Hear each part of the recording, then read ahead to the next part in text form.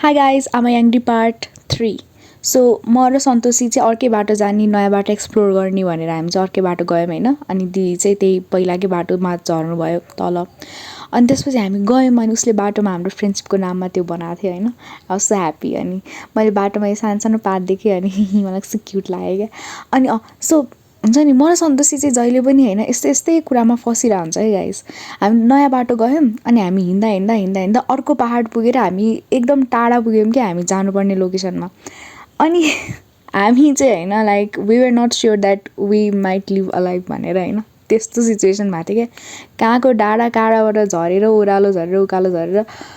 my God बल्ल तल्ल भाँचेको तर जसरी भए पनि मैले त्यो क्लिप चाहिँ खिच्नु पर्थ्यो होइन तर जे होस् पछि गएर त्यो यो मोमेन्टहरू सम्झिन अनि हाँस्न रमाउन